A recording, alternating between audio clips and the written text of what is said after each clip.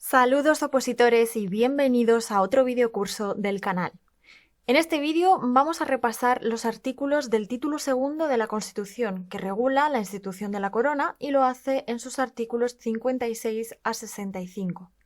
Como siempre, si este contenido os sirve y os ayuda con el estudio de vuestras oposiciones, no olvidéis de apoyar el canal, suscríbete, dale a like y activa la campanita. Además, podéis visitar los enlaces que dejamos en la descripción para descargar esquemas y más contenido de forma gratuita. Sin más, empezamos con el estudio del título segundo de la Constitución Española de 1978.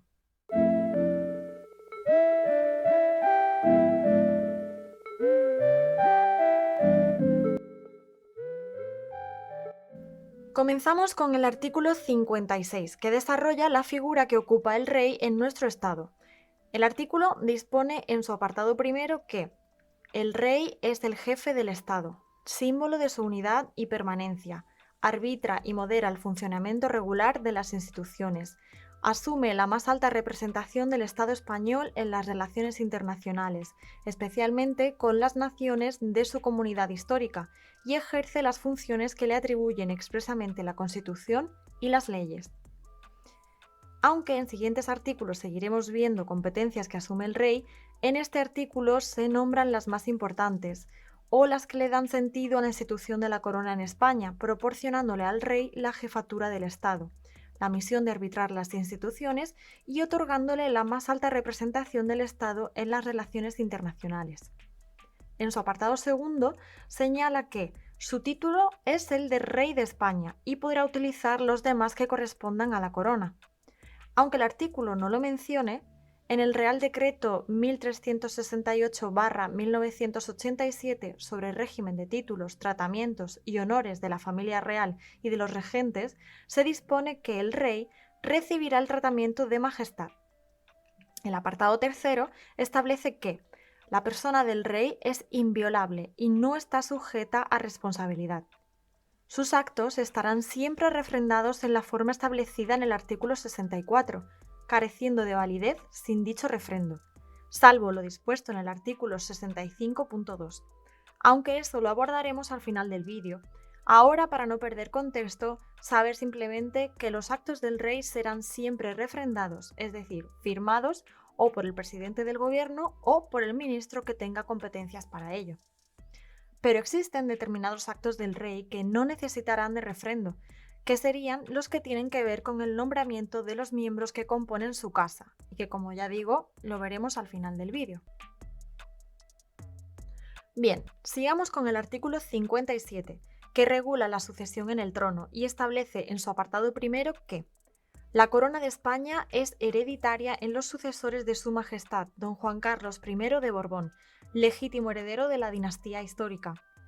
La sucesión en el trono seguirá el orden regular de primogenitura y representación, siendo preferida siempre la línea anterior a las posteriores. En la misma línea, el grado más próximo al más remoto. En el mismo grado, el varón a la mujer. Y en el mismo sexo, la persona de más edad a la de menos. Bueno, aquí simplemente la Constitución establece el orden de sucesión de la corona, siguiendo pues el orden normal de primogenitura, pero estableciendo ciertas preferencias. Sigue el artículo diciendo en su apartado segundo que el príncipe heredero, desde su nacimiento o desde que se produzca el hecho que origina el llamamiento, tendrá la dignidad de príncipe de Asturias y los demás títulos vinculados tradicionalmente al sucesor de la corona de España. Bien, el príncipe heredero es otra institución de especial relevancia en tanto que es el llamado a suceder en la corona. Pero no solo por eso. Más adelante veremos cómo también el príncipe heredero puede llegar a ejercer ciertas competencias. Seguimos con el apartado tercero. Extinguidas todas las líneas llamadas en derecho, es decir, si no hubiese sucesor a la corona de España, las Cortes Generales proveerán a la sucesión en la corona en la forma que más convenga a los intereses de España. El apartado cuarto. Aquellas personas que, teniendo derecho a la sucesión en el trono, contrajeren matrimonio contra la expresa prohibición del rey y de las Cortes Generales, quedarán excluidas en la sucesión a la corona por sí y sus descendientes. Aquí cabe añadir esa reserva que la propia institución de la corona hace para con su sucesión, excluyendo la línea sucesoria de quien no obtenga el acuerdo ni de la corona ni de las Cortes. Por último, su apartado quinto dice: las abdicaciones y renuncias y cualquier duda de hecho o de derecho que ocurra en el orden de sucesión a la corona se resolverán por una ley orgánica. Que esto lo hemos vivido con la abdicación de don Juan Carlos de Borbón en su hijo y que se tramitó mediante la Ley Orgánica 3/2014 de 18 de junio, por la que se hace efectiva la abdicación de Su Majestad el Rey don Juan Carlos I de Borbón. Vamos con el artículo 58, que habla de los consortes y lo hace en los siguientes términos. La reina consorte o el consorte de la reina no podrán asumir funciones constitucionales, salvo lo dispuesto para la regencia. ¿Y qué es esto de la regencia? Pues el artículo 59 establece en su apartado primero que cuando el rey fuere menor de edad, el padre o la madre del rey y en su defecto el pariente mayor de edad más próximo a suceder en la corona según el orden establecido en la Constitución, entrará a ejercer inmediatamente la regencia y la ejercerá durante el tiempo de la minoría de edad del rey. Por tanto, esa sería la función del regente, ejercer las potestades constitucionales del rey en tanto que dure su minoría de edad o, como dice el apartado segundo, si el rey se inhabilitare para el ejercicio de su autoridad y la imposibilidad fuere reconocida por las Cortes Generales, entrará a ejercer inmediatamente la regencia el príncipe heredero de la corona, si fuere mayor de edad. Si no lo fuere, se procederá de la manera prevista en el apartado anterior hasta que el príncipe heredero alcance la mayoría de edad. Aquí entra la figura de príncipe heredero también como regente, para el caso de inhabilitación del rey y de que el príncipe fuera mayor de edad. Si no es así, pues como dice el artículo, entrará a ejercer la regencia el padre o la madre del rey, y en su defecto, el pariente mayor de edad más próximo a suceder. El apartado tercero estipula que, si no hubiera ninguna persona a quien corresponda la regencia, ésta será nombrada por las Cortes Generales y se compondrá de 1, 3 o 5 personas. El apartado cuarto nos dice que para ejercer la regencia es preciso ser español y mayor de edad. Y finalmente, el apartado quinto, la regencia se ejercerá por mandato constitucional y siempre en nombre del rey.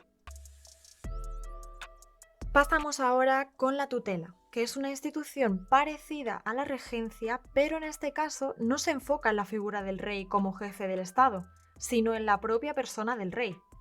La regula el artículo 60 y establece en su apartado primero: será tutor del rey menor la persona que en su testamento hubiese nombrado el rey difunto, siempre que sea mayor de edad y español de nacimiento. Si no lo hubiese nombrado, será tutor el padre o la madre mientras permanezcan viudos. En su defecto, lo nombrarán las Cortes Generales, pero no podrán acumularse los cargos de regente y de tutor, sino en el padre, madre o ascendientes directos del rey. Es decir, hay 3 niveles o 3 vías para ejercer la tutela. La primera es la que el difunto rey haya dejado en el testamento. Si el rey no ha nombrado tutor, entonces será tutor el padre o la madre, es decir, los consortes, mientras permanezcan viudos. Y si no existiera la posibilidad, pues serán las Cortes las encargadas de nombrar tutor al rey menor. Finalmente, en el apartado segundo se establece que el ejercicio de la tutela es también incompatible con el de todo cargo o representación política. Seguimos repasando artículos y vamos ahora con el juramento en el artículo 61. Apartado primero establece que el rey, al ser proclamado ante las Cortes Generales, prestará juramento de desempeñar fielmente sus funciones, guardar y hacer guardar la Constitución y las leyes, y respetar los derechos de los ciudadanos y de las comunidades autónomas.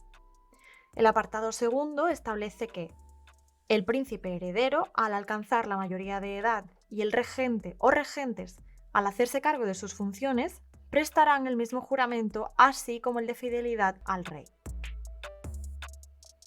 Bien, pasamos ahora a mencionar todo el elenco de funciones que le corresponde al rey. Estas están reguladas tanto en el artículo 62 como en el 63. Y son: artículo 62. Corresponde al rey sancionar y promulgar las leyes, convocar y disolver las Cortes Generales y convocar elecciones en los términos previstos en la Constitución. Convocar referéndum en los casos previstos a la Constitución. Proponer al candidato a presidente del Gobierno y, en su caso, nombrarlo, así como poner fin a sus funciones en los términos previstos en la Constitución. Nombrar y separar a los miembros del Gobierno a propuesta de su presidente.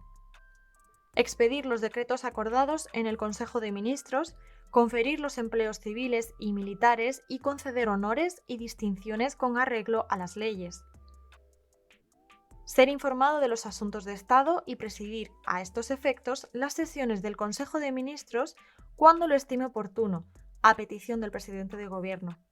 El mando supremo de las Fuerzas Armadas. Ejercer el derecho de gracia con arreglo a la ley, que no podrá autorizar indultos generales. Y el alto patronazgo de las Reales Academias. También el artículo 63 indica para funciones desarrolladas más en el ámbito internacional. Apartado primero. El rey acredita a los embajadores y otros representantes diplomáticos. Los representantes extranjeros en España están acreditados ante él. El apartado segundo. Al rey corresponde manifestar el consentimiento del Estado para obligarse internacionalmente por medio de tratados, de conformidad con la Constitución y las leyes. Y el apartado tercero. Al rey corresponde, previa autorización de las Cortes Generales, declarar la guerra y hacer la paz. Bien, vistas las funciones del rey, vamos ahora con el refrendo de los actos del rey. Y dice el artículo 64. Apartado primero. Los actos del rey serán refrendados por el presidente del Gobierno y, en su caso, por los ministros competentes. La propuesta y el nombramiento del presidente del Gobierno y la disolución prevista en el artículo 99 serán refrendados por el presidente del Congreso. Ese último párrafo se refiere a cuando no se haya podido alcanzar un gobierno y, por tanto, no haya ni presidente ni ministros que puedan refrendar sus actos y deba disolver las cámaras y convocar nuevas elecciones, pues en ese caso el refrendo lo hará el presidente del Congreso. El apartado segundo. De los actos del rey serán responsables las personas que lo refrenden. Y por último, el artículo 65, el apartado primero. El rey recibe de los presupuestos del Estado una cantidad global para el sostenimiento de su familia y casa y distribuye libremente la misma. El apartado segundo. El rey nombra y releva libremente a los miembros civiles y militares de su casa. Que, recordemos, este apartado era el que mencionábamos al principio cuando hablábamos de los actos del rey, que, como menciona el artículo 56 en su apartado tercero, no necesitan refrendo. Bueno amigos, hasta aquí este vídeo sobre el título segundo de la Constitución. Seguiremos enlazando los siguientes vídeos a medida que los vayamos teniendo. Como siempre, esperamos que os sirva para el estudio de vuestras oposiciones. No olvidéis visitar los enlaces que dejamos en la descripción para descargar más contenido formativo. Un saludo, mucho ánimo y a seguir estudiando.